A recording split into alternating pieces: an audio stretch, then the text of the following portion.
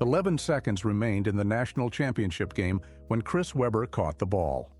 Michigan trailed North Carolina by 2. He nearly traveled, escaped one trap, crossed half court, and found another waiting for him.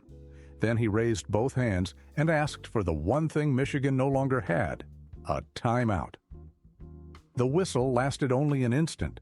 Its echo followed him for decades. That is the strange burden of Chris Webber's career. A man can score more than 17,000 NBA points, collect more than 8,000 rebounds, make 5 All-Star teams, win Rookie of the Year, have his number raised to the rafters, and enter the Naismith Basketball Hall of Fame. He can average 20.7 points, 9.8 rebounds, and 4.2 assists across 15 seasons. Yet one gesture made at age 20 can remain the first image attached to his name. Webber was never a failed superstar. Failure would make the story simpler. He became one of the most gifted and influential big men of his generation, then spent his career arriving at the edge of the ending that might have freed him from that night. A championship with Michigan, a fresh start in Golden State, a reunion in Washington, a title run in Sacramento. Again and again the door opened just far enough for everyone to see what waited on the other side. Then it closed. Around those unfinished endings were other wounds that basketball alone could not explain. Money received before he reached college, testimony before a federal grand jury, Final Four banners removed from an arena, and a playoff series whose officiating remains an argument more than 2 decades later. Yet there was also a return home, first cautious and then unmistakable, to a university that had once erased his accomplishments from its record. To understand how one timeout gained that much power, the story has to begin in Detroit, with a teenager carrying adult expectations before he had any idea what they would cost. He was born on the 1st of March, 1973, in Detroit, Michigan, and the name on that birth certificate carried its own weight: Mace Edward Christopher Webber III. A name passed down, a lineage attached to it, expectation built right into the letters. The world would come to know him simply as Chris. But long before the world knew him at all, Detroit did. By the time he got to Detroit Country Day School out in Beverly Hills, Michigan, where he'd stay from 1987 to 1991, the kid wasn't just good. He was a phenomenon in the making. He led Country Day to 3 Michigan State championships. As a senior, he was pouring in 29.4 points and grabbing 13 rebounds a game, the kind of stat line that makes coaches around the country pick up the phone. And they did. He was named Mr. Basketball of Michigan, then National High School Player of the Year. People around the game called him the state's most coveted recruit since Magic Johnson. In Michigan, that was more than a basketball comparison. Magic was royalty, a champion who had become part of the state's identity. Before Webber had played a college minute, adults were already measuring him against a finished legend. That's the theme that follows Webber from the very beginning. The hype arrived before the manhood did. The expectations were fully grown, while the young man carrying them was still figuring out who he was. During those early years, according to later court records, a man named Ed Martin was already providing money to Webber while he was still in 8th grade, a fact that would not detonate for another decade. In the fall of 1991, Chris Webber enrolled at the University of Michigan, and what happened next didn't just change a program. It changed the look, the sound, and the attitude of college basketball itself. He was the centerpiece of a recruiting class that people are still talking about: Juwan Howard, Jalen Rose, Jimmy King, and Ray Jackson. 5 freshmen walked into a sport that prized experience and patience and took it over almost immediately. In the 1992 championship game, Michigan started all 5 of them. The youngest possible lineup had reached the biggest possible stage, but the basketball was only half of it. The Fab Five arrived with baggy shorts hanging low, black socks pulled up, and a swagger that felt like it came straight off a Detroit block. In a college game that was still buttoned up and conservative, that look landed like a shockwave. It was hip-hop walking into the arena, loud and unapologetic. To a whole lot of young black America, they were heroes, proof that you didn't have to shrink yourself to belong. To plenty of others, they were everything wrong with the modern athlete, beloved and resented, often by the same television broadcast. Their basketball justified the attention. As freshmen in 1992, they marched to the national title game, where they lost to Duke. As sophomores, they returned to face North Carolina. Webber became a first-team All-American and a finalist for both the Wooden Award and the Naismith Player of the Year. He was not merely the face of a movement, he was one of the best players in the country, which brings us to the 11 seconds that would define a lifetime: a trapped ball, a raised hand, and a word Webber's team could not afford to say. The 5th of April, 1993, the national championship. Michigan trailing North Carolina 73-71 with 11 seconds left on the clock and the season hanging by a thread. Webber got the ball and nearly lost his footing before escaping up the right side of the court. The Tar Heels trapped him near the sideline, the clock kept moving, and no clear passing lane appeared. He signaled for a timeout. Michigan had already used its last one. The automatic technical foul gave North Carolina free throws and possession, effectively ending the championship game. It was not cowardice. No, and it was not a lack of talent. It was a split-second instinct from a 20-year-old whose mind reached for a lifeline that was no longer available. The gesture lasted less than a second. Television replay made it permanent. Most of us get to make our worst mistakes in private. Webber made his in front of a national television audience and then had to carry it for the rest of his life. People who never watched him grab a rebound could tell you about the timeout. What's remarkable is how he eventually learned to hold it. When he joined the crew at Inside the NBA in 2008, part of his on-air initiation was a setup question. In college basketball, how many timeouts do you get in a game? And Webber, without missing a beat, fired back, "I still don't know the answer." Humor, it turned out, became his armor.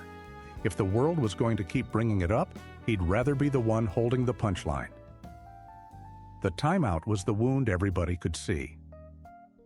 Another story remained hidden. Years before Michigan, while Webber was still in 8th grade, a Detroit area figure named Ed Martin had begun providing money to him. Martin presented himself to young players and their families as a helper. Investigators would later describe a financial relationship entangled with an illegal numbers operation. For now, that history stayed beneath the celebration. Webber entered the NBA, the Fab Five became part of basketball mythology, and Michigan hung its banners. Only years later would investigators force everyone to reconsider what had happened before the cameras arrived. The full reckoning can wait.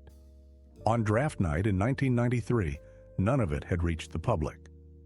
June of 1993, the NBA draft.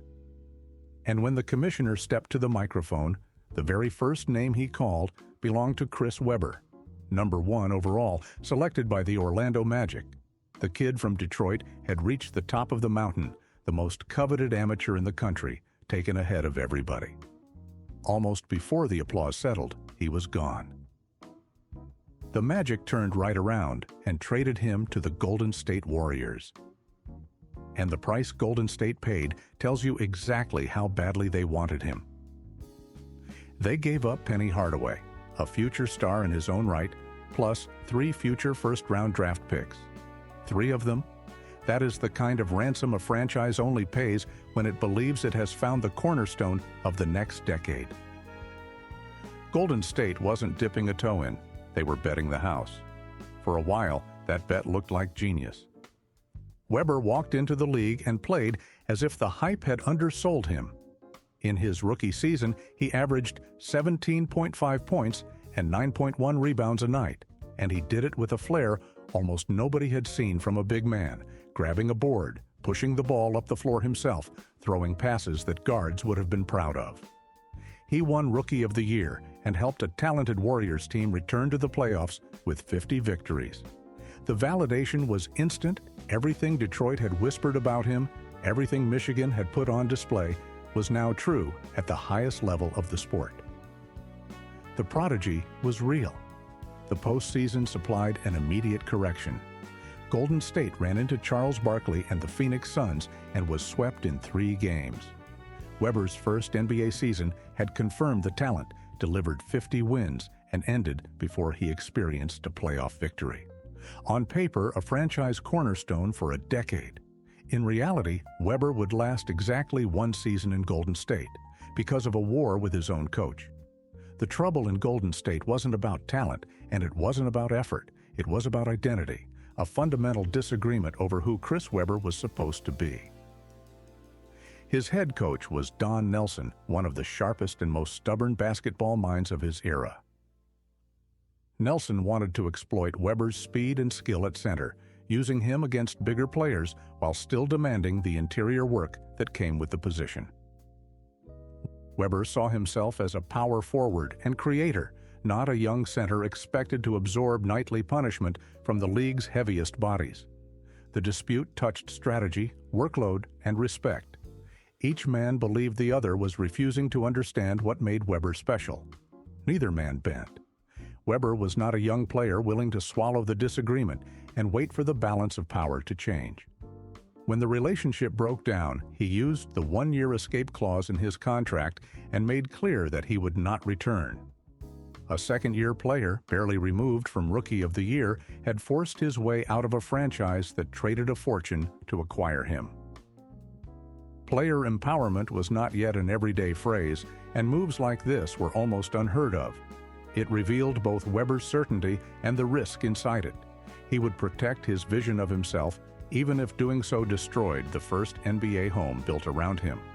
Golden State, left with no good options, worked out a sign-and-trade that sent him to the Washington Bullets for Tom Gugliotta and 3 future first-round picks. The symmetry was remarkable. 3 first-rounders had helped bring him to the Bay Area. 3 more were attached to the deal that sent him away. His value remained enormous, but his first professional partnership had lasted only 1 season. Washington offered more than a reunion with Juwan Howard. It was Webber's chance to prove that leaving Golden State had been an act of self-knowledge rather than impatience. Beside a brother from the Fab Five, he could play the expansive game he had defended in his argument with Don Nelson and build something without surrendering his identity. Late in 1995, that argument became a box score. Against Golden State, Webber recorded a career-high 40 points, 10 rebounds, and 10 assists. He scored inside and outside, controlled the glass, and created for teammates, the complete version of the player he believed the Warriors had refused to recognize. For one night, the performance answered Nelson. It could not provide the stability Washington needed for several years. A shoulder injury limited Webber to 15 games in the season that began in 1995. He had won the freedom to define his position, but freedom could not keep him on the floor. For a player built around coordination and movement, losing almost an entire year this early was more than an interruption. It introduced the opponent that would eventually become more powerful than any coach, his own availability. A year later, Webber averaged 20.1 points, 10.3 rebounds, and 4.6 assists. He earned his first All-Star selection and helped return the Bullets to the playoffs after a 9-year absence. Washington finally had evidence that the reunion could lead somewhere. The evidence lasted 3 games. Michael Jordan and the 69-win Chicago Bulls swept the series, although the final loss came by a single point. Washington had reached the postseason, but it never developed the continuity promised by 2 Fab Five stars entering their prime. When Webber left Golden State, he had taken control of where his career would go. Washington taught him that control and completion were not the same thing. By 1998, Washington had run its course, and Webber was shipped to a place he openly did not want to go, a losing franchise in Sacramento that would, against all odds, become the great love of his career. On the 14th of May, 1998, Washington traded Chris Webber to the Sacramento Kings for Mitch Richmond and Otis Thorpe. Sacramento saw a franchise player. Webber initially saw exile. His reluctance reflected the franchise's position at the time. Sacramento in the late 1990s was a perennial loser in a small market, far from the destinations sought by the league's biggest names. For a former #1 pick and all-star, the trade could feel less like a new beginning than a demotion to the edge of the map. But something extraordinary was quietly assembling in that so-called backwater. Around Weber, the Kings were building one of the most unusual and delightful casts the league had seen in years. There was Vlade Divac, the crafty big man with the passing touch. Peja Stojakovic, the sweet-shooting sharpshooter from overseas.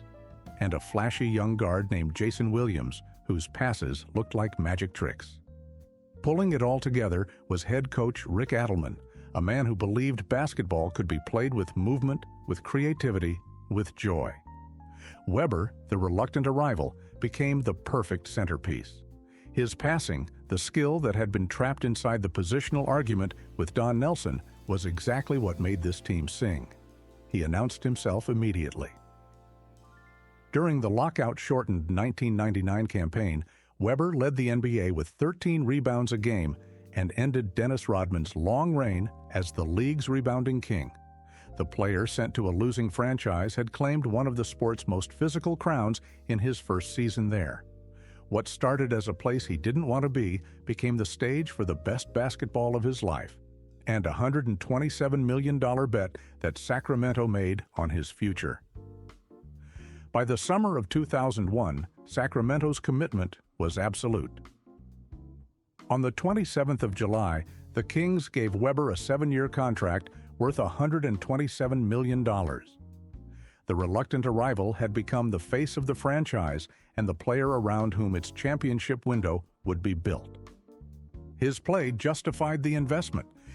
During the campaign that ended in 2001, Weber averaged a career-high 27.1 points, added 11.1 rebounds, and finished 4th in voting for Most Valuable Player.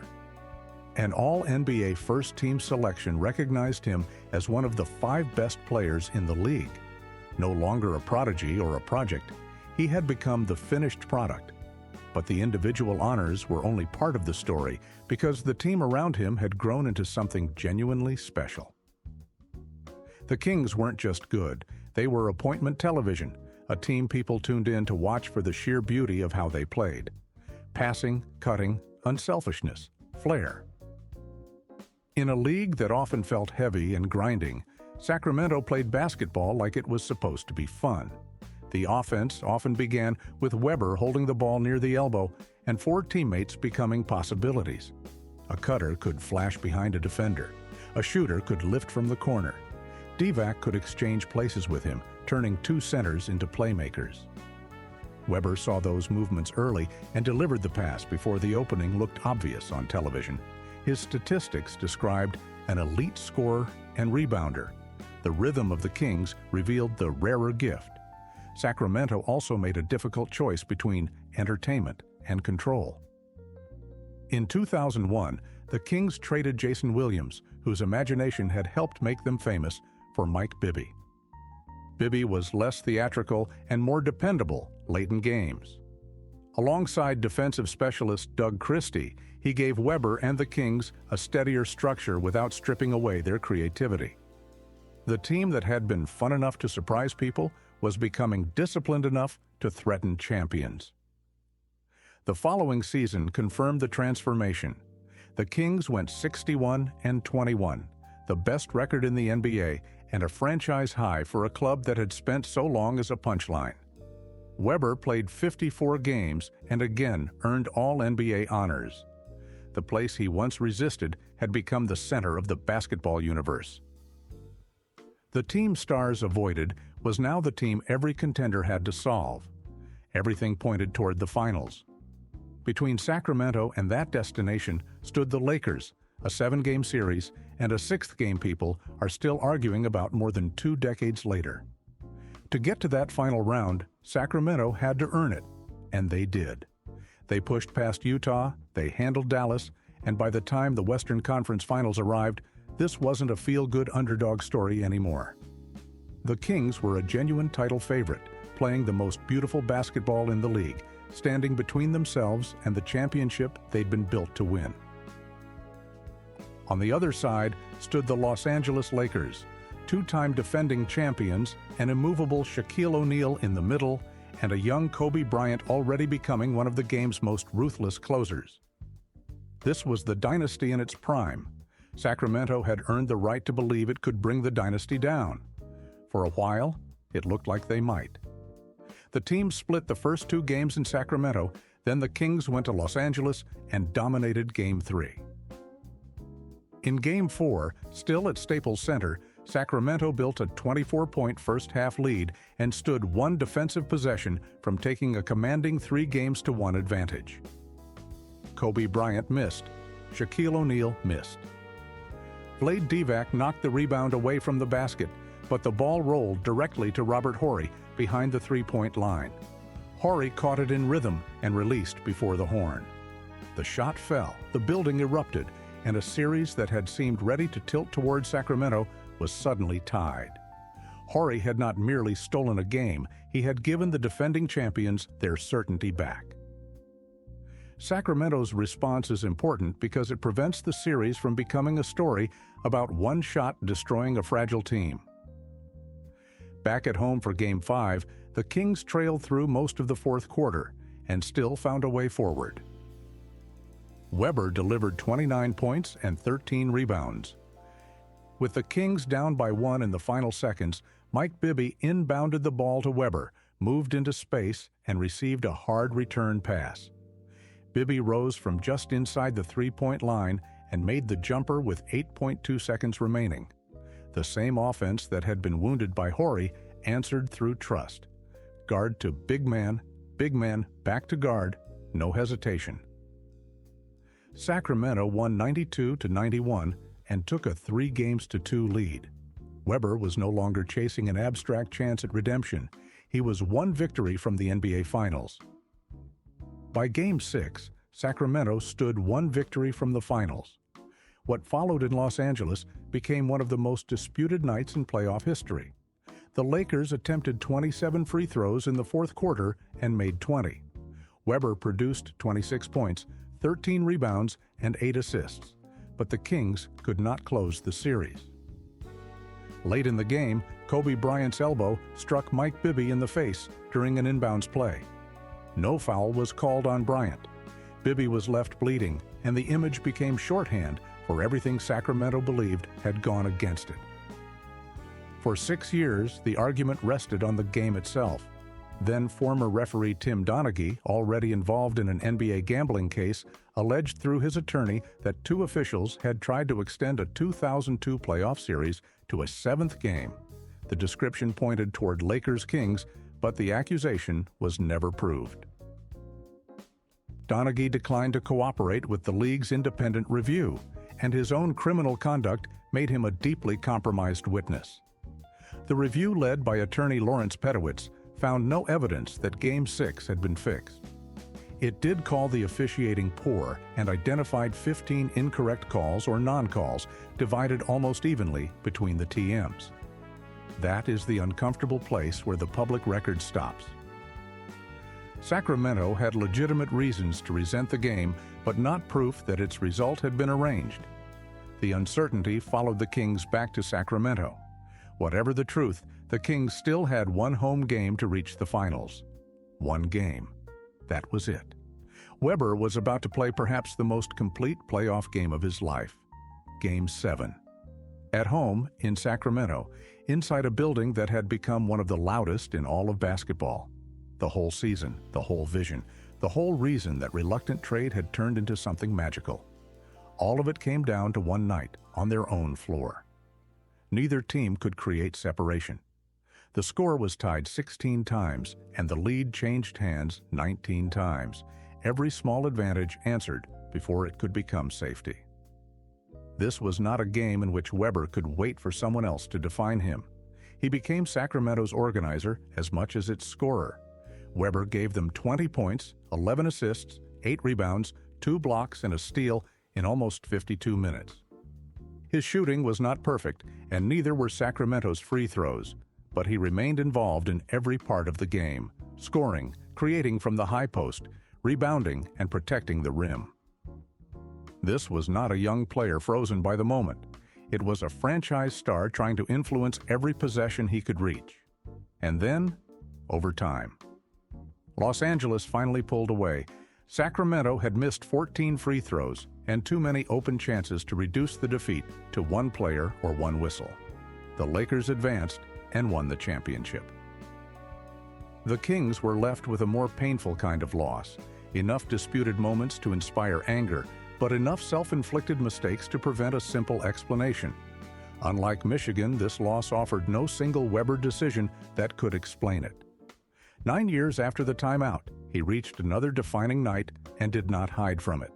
He demanded the ball, created for teammates, and remained involved through every decisive possession. Sacramento's missed free throws, missed shots, and lost possessions belonged to an entire team. The result was final. Responsibility was not simple. For Sacramento, the defeat initially looked like postponement rather than conclusion.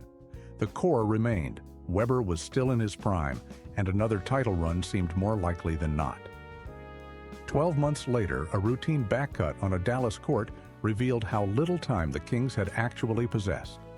The play looked harmless. There was no violent collision, awkward pileup, or dirty foul. Just a familiar basketball movement, carrying an extraordinary causse.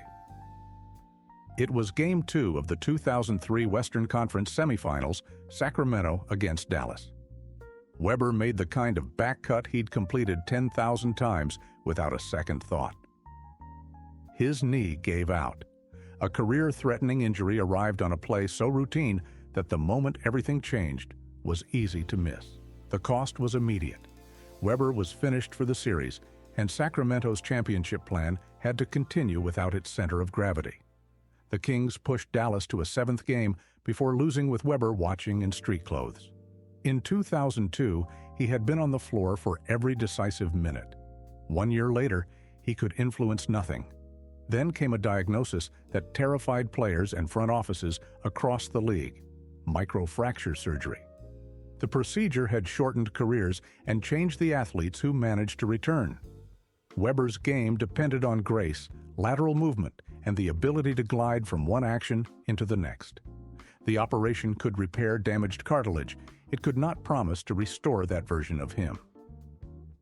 As Webber faced the longest rehabilitation of his career, the secret from his youth was also reaching its public reckoning. The legal case had begun during Sacramento's championship pursuit, and its consequences now followed him into the year he was trying to rebuild his body. Federal investigators examining Ed Martin's gambling operation wanted Webber to explain the money he had received. In 2002, Webber was charged with lying to a grand jury about that relationship. He eventually pleaded guilty to the lesser charge of criminal contempt. As part of the plea, he acknowledged giving Martin approximately $38,000 in 1994 as partial repayment for earlier expenditures made on his behalf. The distinction does not absolve him, but precision matters. Webber was not convicted of the original perjury charges. He admitted that his testimony had not been truthful, received a $100,000 penalty, and was ordered to complete 330 hours of community service. Ed Martin, the central witness who could have described the relationship from his side, died after a heart attack before Webber's case was resolved. The plea produced a legal ending without producing a complete public account of every payment, promise, and expectation between them. Michigan had already acted. The university vacated seasons and tournament appearances connected to ineligible players, removed the 1992 and 1993 Final Four banners from Chrysler Arena, and stripped Webber's statistics and honors from its official record. The NCAA imposed additional sanctions and required Michigan to disassociate from him for 10 years, a period that ended in 2013. Those punishments created a peculiar split between record and memory. Officially, the appearances and achievements were vacated. In every other meaningful sense, the Fab Five remained impossible to erase. The shorts, the black socks, the championship games, and the timeout continued to appear in documentaries and highlights. Michigan could remove Webber's name from a book, But it could not remove him from the story people told about Michigan basketball. The NBA added an 8-game suspension. 3 games were connected to the grand jury matter. 5 came from an unspecified violation of the league's substance abuse policy. There is no reason to speculate beyond that public description. Because Webber was injured, the suspension waited until he was physically able to return. One test ended, only for another to begin. He rehabbed for almost 10 months and returned in March of 2004. Only 23 regular season games remained for him, and every movement invited comparison with the athlete he had been. The number 1 pick, the rebounding champion, the near MVP, was now learning which parts of his game the reconstructed knee would still permit. Returning was not the same as recovering. Sacramento had to reintegrate its franchise player, while Webber learned to create value without the movement that had once connected every part of his game. Sacramento had survived most of the regular season without him, winning 55 games behind Peja Stojakovic, Mike Bibby, Vlade Divac, Brad Miller, and one of the league's deepest rotations. Webber was not the man who carried that record. He was the late addition trying to fit himself back into a team that had learned to live without him. His return raised the ceiling in theory, but it also forced everyone to renegotiate roles and timing just as the playoffs arrived.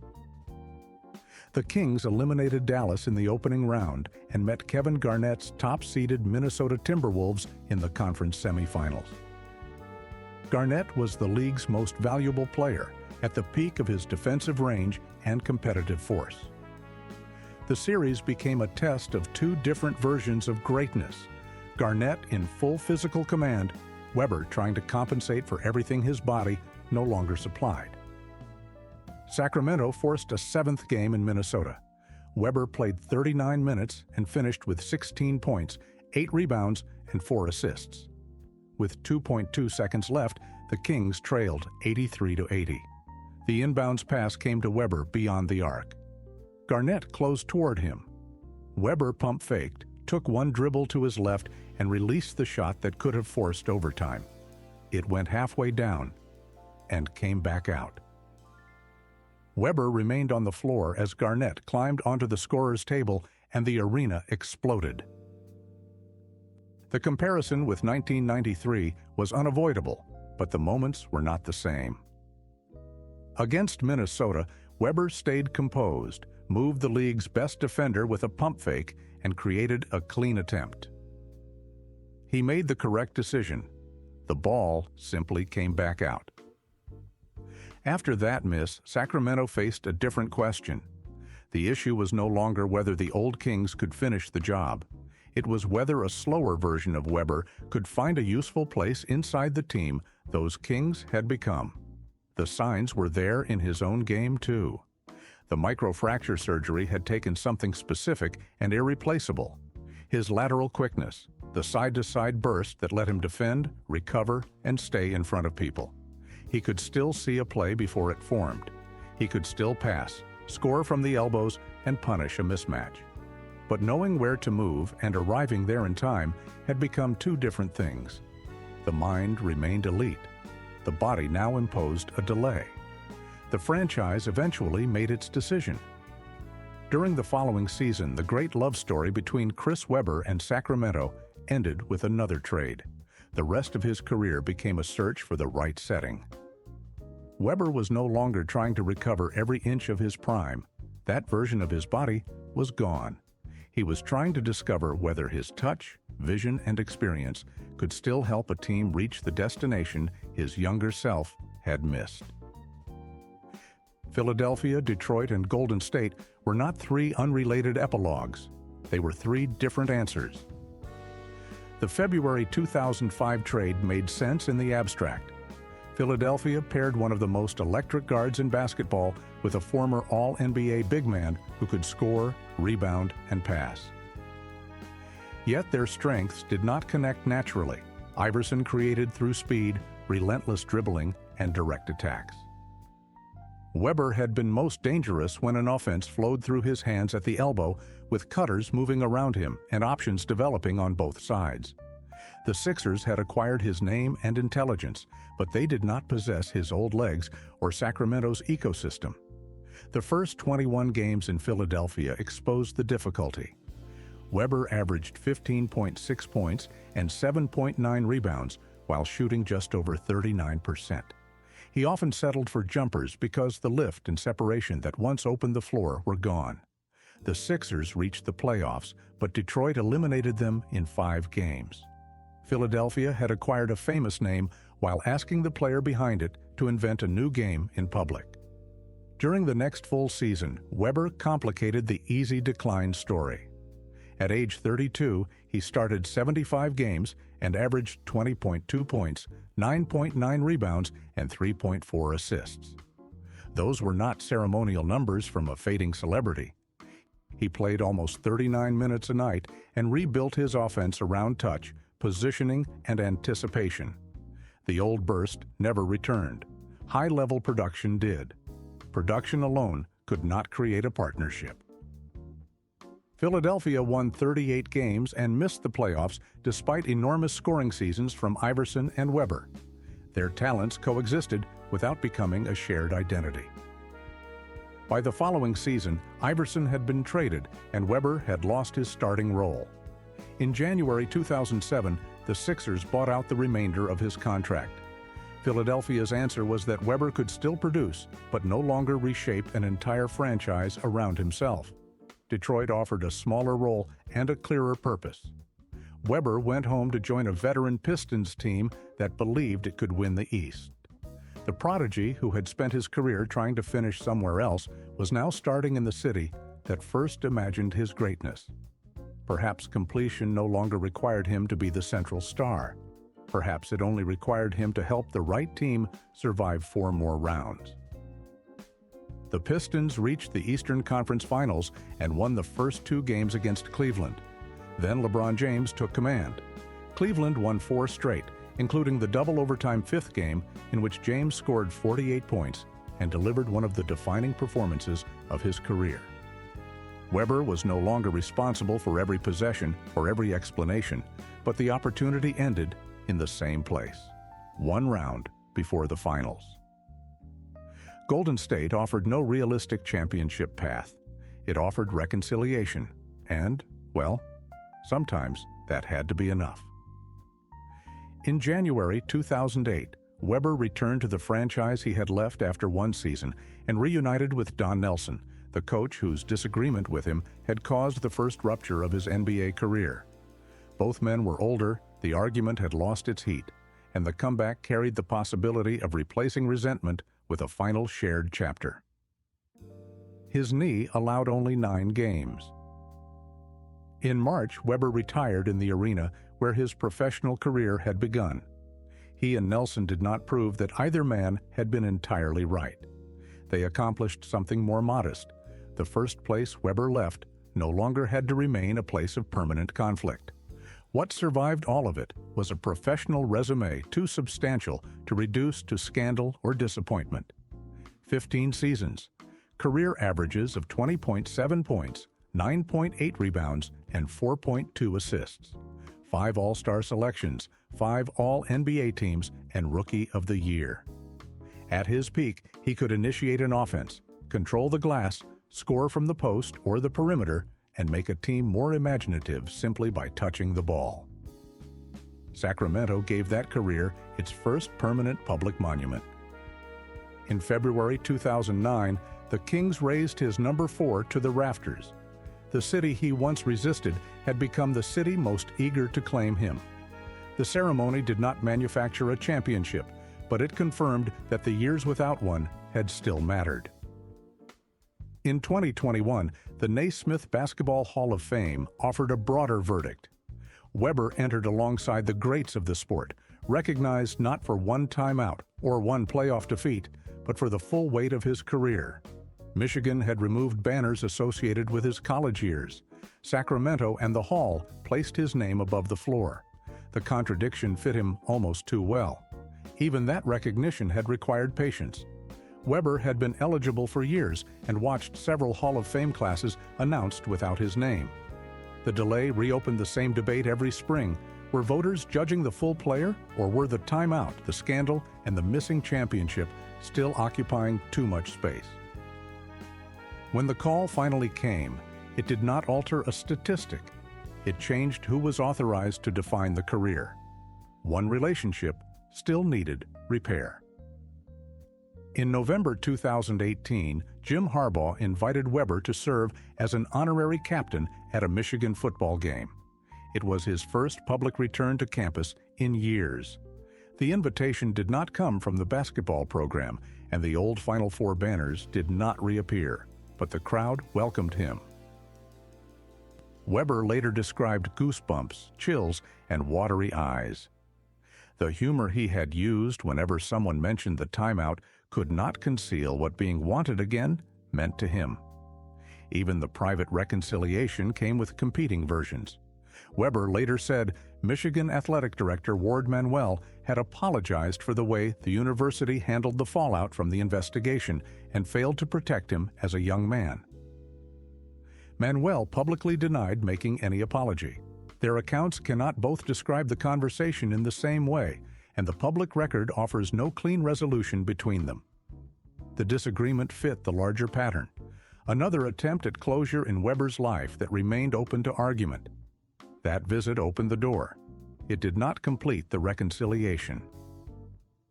A fuller image arrived in January 2024. Weber, Jalen Rose, Jimmy King, and Ray Jackson sat together inside Chrysler Center while Juwan Howard coached Michigan against Ohio State. For the first time since their playing days, all 5 members of the Fab Five were under that roof together. When the arena introduced them, the crowd rose. The banners were still absent, and the official record remained what the sanctions had made it. But the 5 men were no longer scattered around the story. The institution hadn't restored the past. The people inside the building had acknowledged that the past belonged there. That may be the closest Chris Webber's story comes to a clean ending. Not the scoreboard changing, not the timeout disappearing, not Sacramento being awarded the championship, its fans still imagine. The facts remained fixed, but their meaning became larger. The timeout is part of him. So are the missed 3 in Minnesota, the knee that failed in Dallas, the Game 7 against the Lakers, the money from Ed Martin, and the answers he did not give honestly. None should be softened into something it was not, but none can contain the whole player either. Chris Webber helped change the appearance of college basketball. He helped expand the idea of what a power forward could do. He turned an unwanted trade to Sacramento into the defining basketball relationship of his life, and he made one of the league's forgotten franchises play a style people still describe with affection. Some stars receive a final image that resolves everything before it. Webber never did.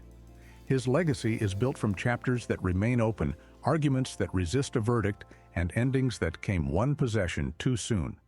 That does not make the career incomplete. It makes the career unmistakably his.